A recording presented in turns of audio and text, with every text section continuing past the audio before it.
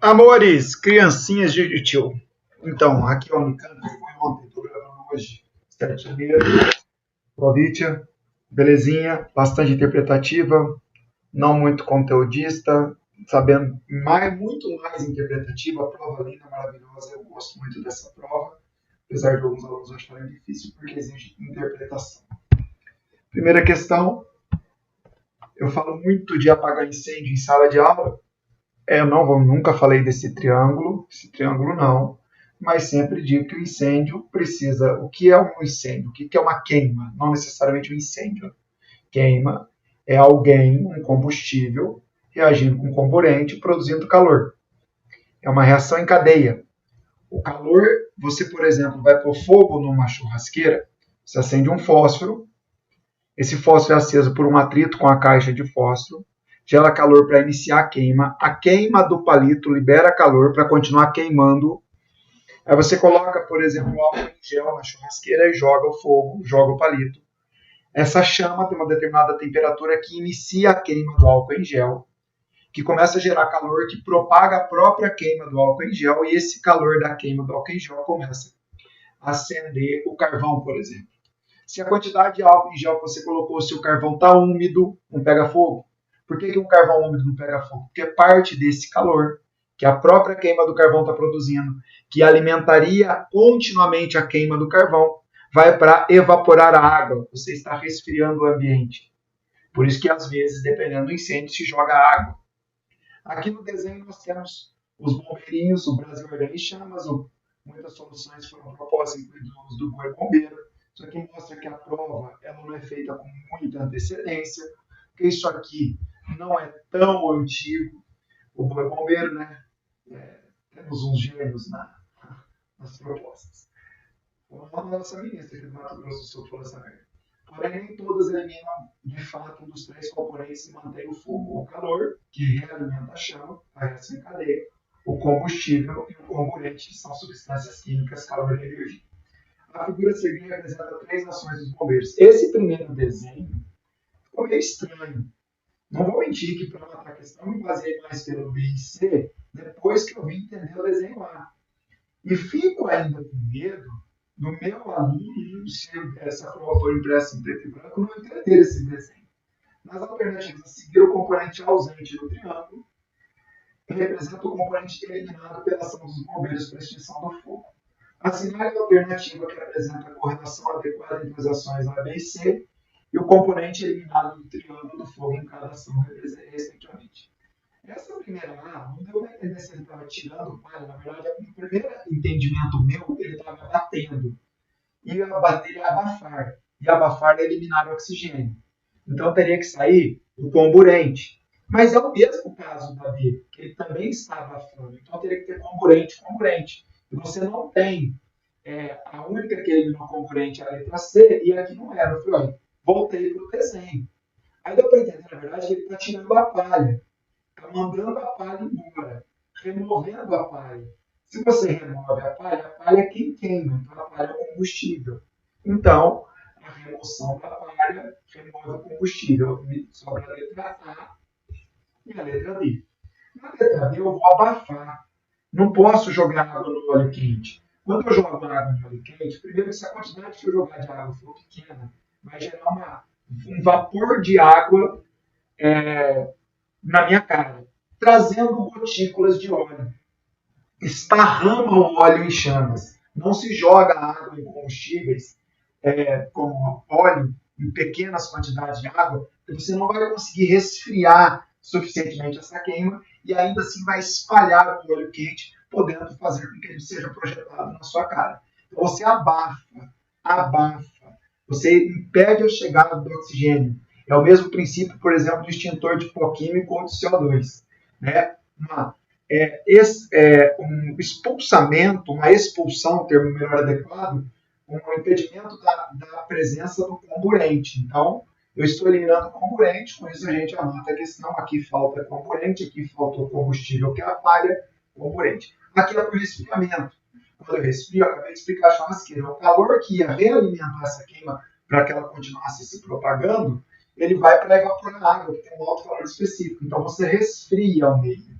Então, você está tirando o calor. Então, no primeiro, no triângulo A, falta a palha, o combustível, eu abafo, mando o oxigênio embora, não deixo ele chegar ao comburente, e aqui eu não consigo, eu não permito que o calor propague a queima. Letra D de dado, muito boa questão, tranquila. Muito bem. Essa daqui é um cálculo. Eu vivo insistindo com o meu aluno, você tem que aprender a criar unidades, quaisquer que sejam elas, né? Eu peço para que você crie. Eu crio unidade na hora de comprar Coca Zero. Eu tenho a Coca de 2 litros, 2 litros e meio. Eu quero comprar mais barata. Então eu quero pagar menos reais por litro. Então qual é a unidade que eu quero na Coca? Reais por litro. Aí como é que eu faço essa conta? É só pegar o que está custando a Coca em reais e dividir pelo volume dela em litros. E aí eu vou descobrir qual que está mais barata. Principalmente quando eu comprava Coca em lata para levar nas minhas pescarias, eu tinha 3 opções de lata, 350, 310 e 210 ml, com preços distintos. Eu quero aquela que esteja mais barata, aquela que eu pague menos reais por litro. Aqui ele fala, é comum encontrar nos supermercados, o professor está comprando Coca, produtos semelhantes em suas finalidades, porém em quantidades, aqui era encher meu bucho, em concentrações de ingredientes e preços bem variados. O detalhe é que ele colocou mais uma variável aqui, o princípio ativo. Imagine 3 produtos com propriedades desinfetantes com o mesmo princípio ativo. Os produtos têm a seguinte característica: 0,45% massa-massa do princípio ativo, 0,17 massa-massa, 0,33 massa-massa. E aí ele me deu o volume. Então eu tenho um porém aqui. Se ele está falando massa-massa pelo volume, teoricamente não teria como fazer o cálculo. Eu tenho percentual em massa que não necessariamente é o volume. Não tem outros dados, eu vou ter que adotar que esse percentual em massa é, na verdade, um percentual em volume. Não há como fazer. Não há como fazer, ele teria que estar no percentual massa-volume, ou massa, sei lá, volume-volume. Não tem, temos que adotar. Talvez essa questão possa até ser adotada. Muito bem. Ele quer que eu coloque melhor relação custo-benefício. Ele quer do mais barato para o mais caro. O que eu quero ver? Eu posso pensar aquele que custa menos reais por litro de princípio ativo. Acabou. São 3 contas. O produto A, ele custa R$ 11,90 e ele me entrega 1 litro de desinfetante vezes 0,45%. Então, eu vou ter que dividir 11,90 por 0,45. Calma, calma que eu não vou fazer todas essas contas. Calma. Letra B. Se você for fazer a conta, você pode até fazer, fica à vontade. Mas tem como cortar parte disso. Eu só quero uma comparação. Aqui, eu vou comprar um produto de R$ 2,49, que ele vem meio litro, e ele tem 0,33%. 0,33%. Você pode simplesmente, com esse 100, eu vou passar esse 100 aqui para cima, sumir com essa vírgula, se você quiser. Ou você pode cortar o 100 das 3 frações, porque vai ter um 100 aqui também. E o último custa R$ 5,19, me entrega 2 litros e ele tem um percentual de 0,33. Você poderia fazer por comparação, né? Eu acho que eu errei o percentual de um deles. Esse aqui é 0,17, me desculpe, 0,17. Como 0,33%, como todos estão por cento, vamos cortar esse 100 aqui. Como todos têm essas duas casas, vamos cortar essa vírgula com essa vírgula, essa vírgula com essa vírgula, essa vírgula com essa vírgula. A nossa conta vai ficar 1.190 por 45. Nossa conta vai ficar 249. 0,17 vezes 0, 17, desculpa, vezes meio, então é 8,5. Multiplicar por meio é a mesma coisa que dividir por 2. E 519 por 33. Agora você pode fazer a conta ou comparar as frações. Você está tendo o custo, não necessariamente por litro de princípio ativo, porque eu já fiz algumas simplificações, mas você tem as frações que faz a comparação. 1.190 dividido por 45 dá 26,44 reais por percentual de princípio ativo. Não é mais por litro de princípio ativo, porque eu acabei simplificando esse 100 aí, né?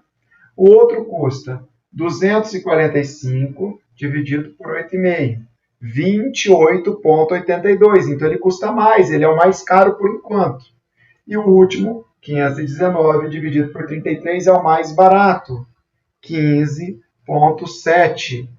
Então qual é o mais barato? O C, que me entrega por menos reais a mesma quantidade. Lembrando que a gente fez uma conta reais por princípio ativo. Então isso aqui dá o quê? 15,7 é o menor, depois é CAB. CAB é letra B de bola. Lembrando que eu peguei o valor em reais, dividi por litro de princípio ativo. Para que realmente saísse em litro de princípio ativo, eu não poderia ter cortado esse 100, né? Porque eu não fiz em centesimal. Eu sumi por simplifiquei porque eu só queria uma comparação. Se você quiser realmente saber quantos reais por litro, é só andar com a casa, com a vírgula duas casas à esquerda, que você estaria voltando o 100 na nossa conta, né? Custaria 26 centavos por litro de princípio ativo, 28 centavos e 15 centavos. O mais barato é a letra C. Muito boa questão. Vivo comentando isso em sala de aula. Falo que você tem que fazer saber fazer, criar unidades. E o aluno teima comigo. Onde a gente usa isso aqui também? Quando ele começa a falar em densidade energética, quilojoules por grama de combustível, quilojoules por CO2 emitido. Isso é muito importante. Outra questão, Unicamp ama gráfico e eu amo gráfico junto com a Unicamp. A calagem é uma prática de manejo no solo que consiste na utilização de calcário para proporcionar às plantas um ambiente de crescimento radicular adequado.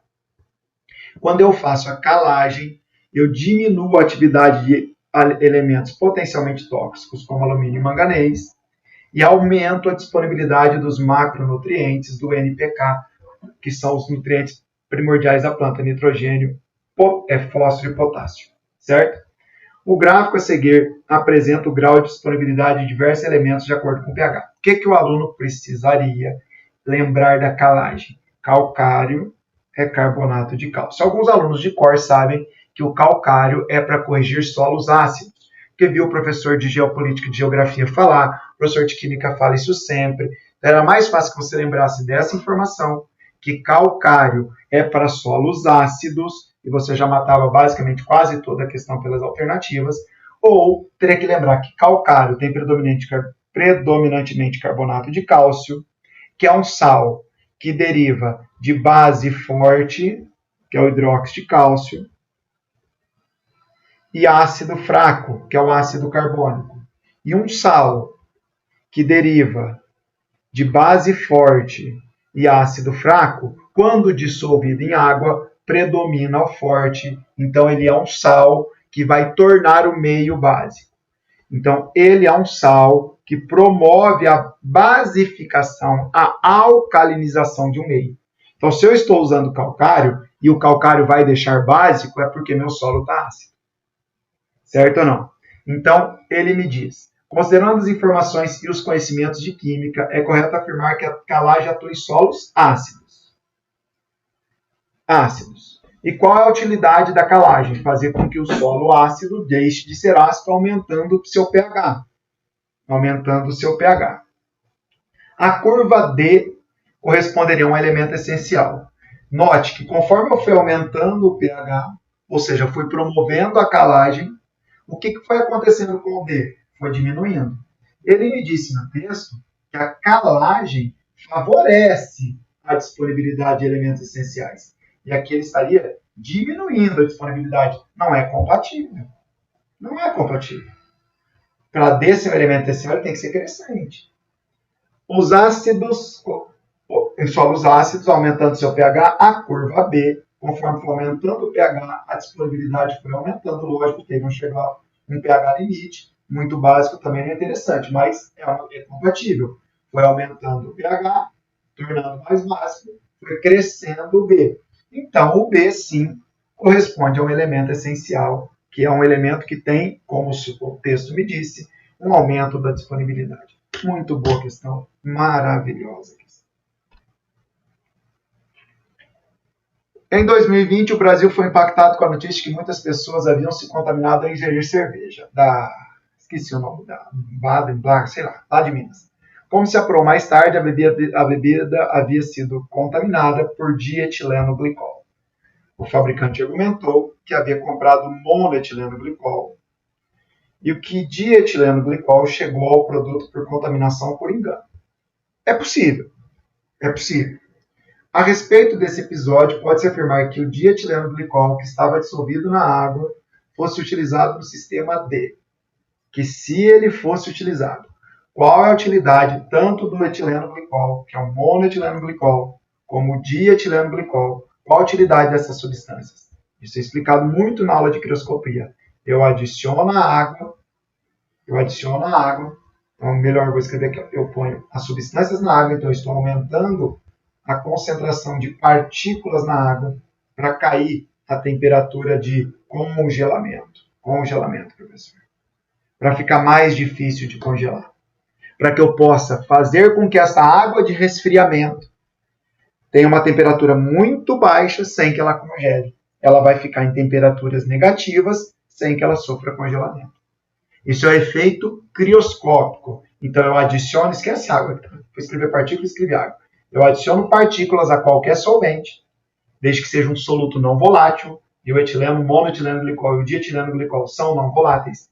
O que acontece com a temperatura de congelamento? Diminui. Então fica mais difícil de congelar. Lembrando que eu estou aqui, ó. Se eu fosse gelo puro, eu estou inicialmente, por exemplo, a 20 graus. Quero congelar. O gelo puro, a água pura, congela a 20. A zero, professor, a zero. Se eu reduzo a temperatura de congelamento, reduzir zero é torná-lo negativo. Então, por exemplo, menos 10. Lembrando que eu sou líquido e quero congelar. Quem vai congelar primeiro? Água pura. Se ela tiver partículas, a temperatura de congelamento cai, efeito crioscópico. Lembrando que a temperatura de ebulição aumenta, mas eu estou falando só de congelamento.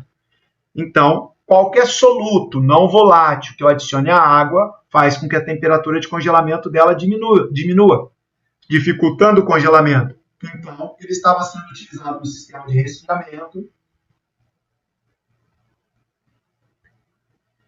E esse material, dietileno glicol, não poderia ser substituído por etanol. Pode. Álcool é um soluto não volátil. Também vai diminuir a temperatura de congelamento. É só você lembrar que a sua vodka não congela no freezer da sua casa, porque tem muito álcool, diminui a temperatura de congelamento, fica mais difícil de congelar. Mas não por sal de cozinha. Pode ser sal de cozinha, sim. Ah, mas o sal de cozinha vai corroer a tubulação. Ele não me perguntou se eu sei que vai corroer a tubulação. O sal de cozinha realmente pode corroer, mas ele tem a mesma atividade crioscópica. Resfriamento na linha de produção. Não se usa sal de cozinha pela provável corrosão. Mas isso não está sendo dito no texto. Ele não está levando em conta todas... Ele não sabe se você sabe fabricar ou não cerveja. Se você é um técnico em refrigeração ou não. Esse é um aluno de química. E você aprendeu que quanto mais partículas, menor a temperatura de congelamento. Então, resfriamento. E esse material poderia ser substituído por sal de cozinha. Poderia. E também por etanol.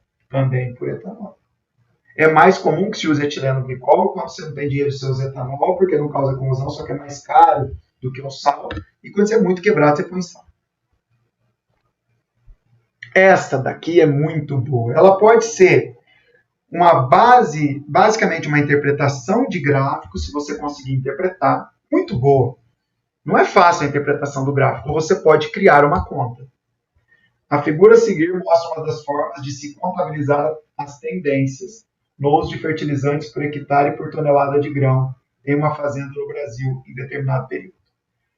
A Unicamp usa muito desses gráficos. De um lado, ela quer dizer uma coisa, outra linha para o outro lado. Na verdade, são dois gráficos num desenho só, né? Porque eles têm em comum ano a ano. Em determinado período. A partir deste tipo de informação, pode-se saber, por exemplo, como a prática agrícola de um sistema de cultivo está influenciando o uso de nutrientes e a produtividade do solo para cultivo. Tá? O que ele mostra? Esquece o gráfico vermelho. que a cada ano que passa, ele está usando mais fertilizante por hectare. E aí ele está me dizendo que a cada ano que passa, ele precisa usar menos fertilizante, ela precisa usar menos para produzir a mesma tonelada de grão. Então, peraí. Se eu uso menos fertilizante para produzir, estou para cada hectare pondo mais fertilizante e cada vez eu uso menos, quer dizer que eu estou produzindo mais grão. Porque pensa, se a minha produtividade tivesse se mantido, se eu tivesse produzindo a mesma quantidade de tonelada de grão, certo ou não? A quantidade de fertilizante por hectare deveria continuar constante. Se eu tivesse crescendo a minha produção de grão, certo ou não? E mantendo o uso de fertilizante, eu teria que usar cada vez mais fertilizantes sem mudar meu rendimento. Só que você melhorou o rendimento. Você usa menos fertilizante e produz a mesma quantidade de grão. E está gastando mais fertilizante. Ué, se eu estou usando menos, por que eu estou gastando mais? Porque eu estou produzindo mais grão por hectare. Aquele hectare está me dando mais grão. Então ele está crescendo mais. Aí me obriga a usar mais fertilizante porque no mesmo espaço tem mais planta. E não consigo entender por interpretação de gráfico. Então a resposta é positivamente aumentando a atividade de grãos por hectare. Ele não quer grão por hectare? Você fala, mas não tem essa conta. Cria a conta. Crie. Ó, você quer grão, tonelada de grão por hectare. Use o gráfico para chegar nessa conta. Vamos pegar aqui, ó, no ano 2005. Eu tinha 130 quilos de fertilizante por hectare. Certo ou não? Agora, eu quero saber, eu quero manter a mesma massa de fertilizante, 130 quilos, para ver quantas toneladas de grão eu produzi. Eu sei que aqui, nesse mesmo ano, em 2005, no mesmo ano, ó, em 2005,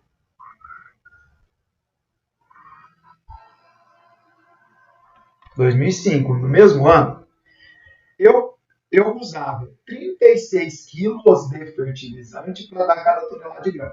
Só que eu estou usando 130 quilos.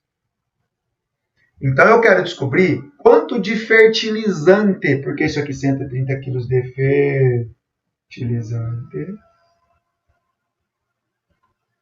por hectare. 28 quilos de fertilizante, 36 quilos de fertilizante. Vocês estão vendo aqui? Dava uma tonelada de grão. Eu usei 130 quilos de fertilizante, que corresponde a 1 hectare.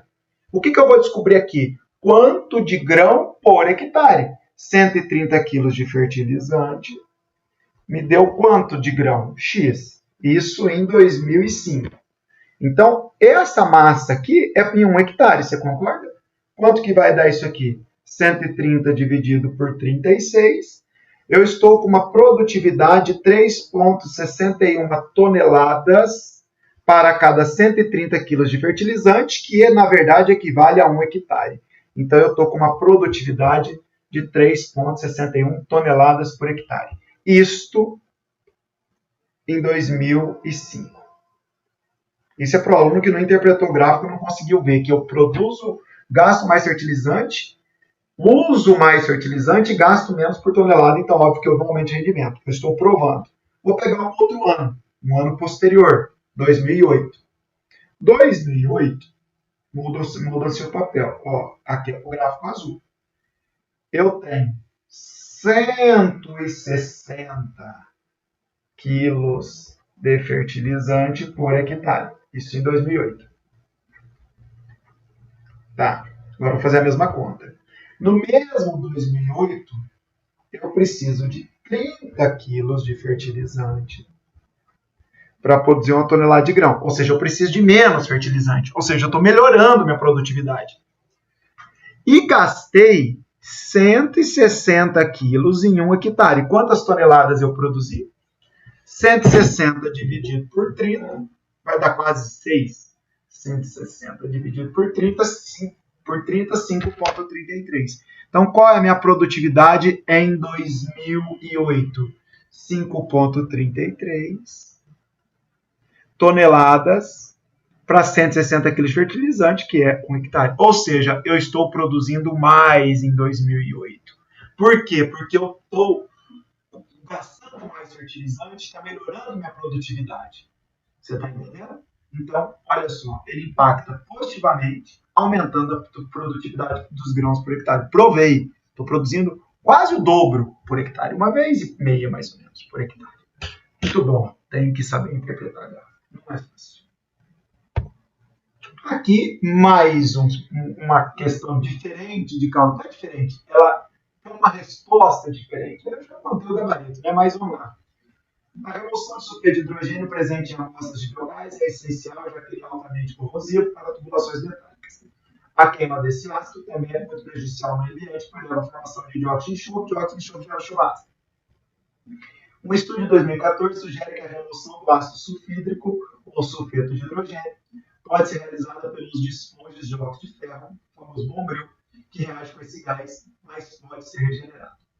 Segundo o estudo, no dispositivo utilizado, ele usou 1 kg, 1.000 gramas de óxido de ferro, e ele removeu entre 0,2 e 0,716 kg, ou 200 ou 716 gramas de H2S. Considere que apenas a reação abaixo equacionada esteja ocorrendo nessa remoção. Só essa. A partir desses dados, pode-se afirmar que na condição de remoção máxima, ou seja, a remoção máxima 0,716, de sulfeto de hidrogênio relatada no estudo. Restaram cerca de 33 de óxido de ferro, restaram cerca de 67. Foi removida uma quantidade maior do que o esperado. As quantidades estão proporcionais. Eu preciso saber se tem excesso de quem. Então, o que te ensina assim: montar a reação, achar a proporção através dela, e a proporção é de 1 mol para 3 mols. 1 mol de óxido de ferro, se você usar as massas molares, 160 gramas.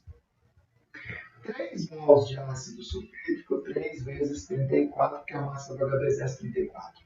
Então, eu tenho uma proporção, essa é a proporção da estequiometria, de 160 para 102 gramas. Ele disse que 1.000 gramas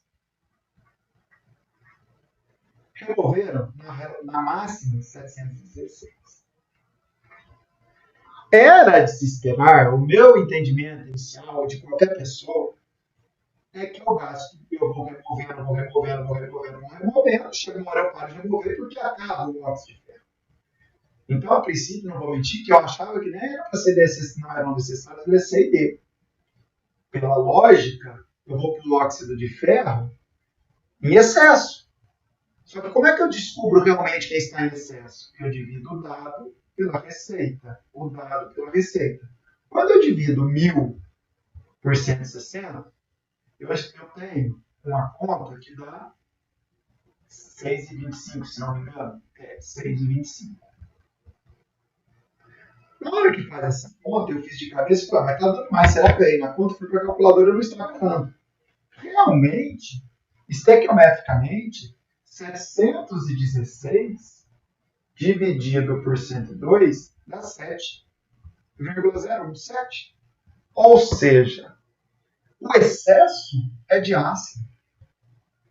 A proporção é maior. Então, eu estou removendo mais ácido do que deveria. Se ele está em excesso, não era que eu estar, se eu tenho 1.000 gramas, não era que eu estar conseguindo remover 716. Era que eu estar conseguindo remover no máximo 6,25 vezes 102. Para provar isso, vou fazer diferente. 160 remove em 102. Se eu tiver 1.000, eu deveria remover X. Esse X, 102 vezes 6,25. Daria 637,5. Então, o máximo esperado de remoção é de 637,5. Removeu 706. Então, por algum motivo, removeu mais do que eu esperaria. Isso só tem resposta porque está aqui, ó. Foi removida uma quantidade maior que a sulfídrico prevista pela estequiometria fornecida. Então, o que pode ser? Pode ser que outra reação esteja acontecendo e ele não tenha levado em conta. Que não só o óxido férrico presente esteja removendo, ou que as medidas foram equivocadas, mas pelos dados, a resposta é letra C. Tranquilo? Brilhante. Não quer pensar que a resposta seria essa? No começo eu tinha até descartado isso antes de fazer o cálculo. E aqui mais uma, como eu amo gases, como eu amo gases. Filho, se você sabe conceito, você mata a questão. Não precisa mais nada, precisa fazer conta. Eu tenho um cilindro. A oxigênio terapia indicada, eu já falei isso em sala de aula, comentei, falei do Covid, falei de tudo isso aqui em sala de aula, falei de filtrar oxigênio, variando de 5 a 10 litros de O2 por minuto para o paciente grave. Para uma vazão constante máxima, que está considerando 10 litros por minuto. O cilindro de cada paciente deverá ser trocado após aproximadamente tantas horas, aí ele tem mais dados. O volume de cada cilindro é de 50 litros. O volume aproximado do gás a 1 atm de pressão em cada cilindro, ou seja, o volume que ele me dá. Porque o volume que tem lá dentro, eternamente 50 litros. Eternamente 50 litros, tio. Se eu te perguntar quanto tem lá dentro, 50 litros. Mas quanto ele pode me dar? Ah, ele pode me dar porque lá ele está uma pressão maior do que que é a nossa pressão. Quando esse gás sai, ele expande, que é a pressão que eu vou respirar. Eu vou viajar e vou gravar um vídeo para vocês mostrando o cilindro de mergulho, explicando algo parecido. Eu vou respirar quanto útil ele tem que me dar. Então eu tenho que descobrir aquele volume, que são 50 litros, quanto que ele pode me dar um ATM. Eu teria que fazer cálculo, mas ele foi bonzinho. Ele me disse que dá 10 metros cúbicos. Isso é o que ele tem para me dar. Então, um ATM, que é onde eu respiro. Então eu tenho um estoque de 10 mil litros de ar. De oxigênio, desculpa, de oxigênio. Ar é quando eu mergulho, de oxigênio. Oxigênio puro. Mas não precisa fazer puro. Não precisa. Porque qual é o volume de gás que vocês têm no cilindro? Eu imploro, Paulo, eu sei, o volume do cilindro é constante, então acabou o gás. Tem quanto lá dentro? 50. Não pode ser zero.